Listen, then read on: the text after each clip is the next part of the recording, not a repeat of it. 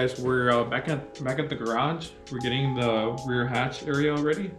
As you can see back there, I already coated. Well, I pulled the interior out, right? Cleaned it all up. I'm in the process of putting it back in, but I already coated all the underneath, like the body, with some. Here, give me 1 second. PR15. It's like really good. Like it's like undercoat. It seals everything so that the car doesn't rust, right?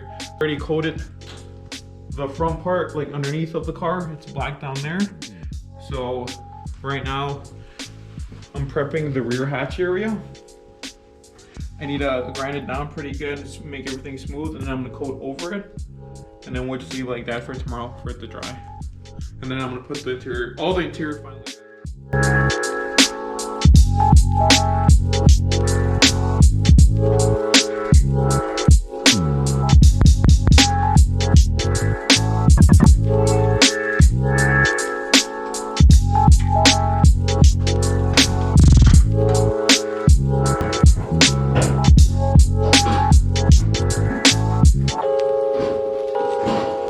So to all the people that haven't seen an RX-7 in person, this thing is so wide. I mean, it's so big. Even, and then Kevin added these over fenders as well in the back. And then these front fenders he just got. So the car looks even wider. It's got a nice carbon fiber hood in the front.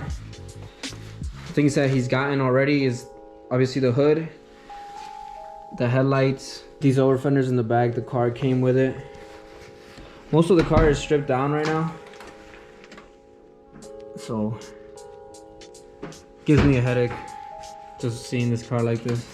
We can't leave out the 2J S13.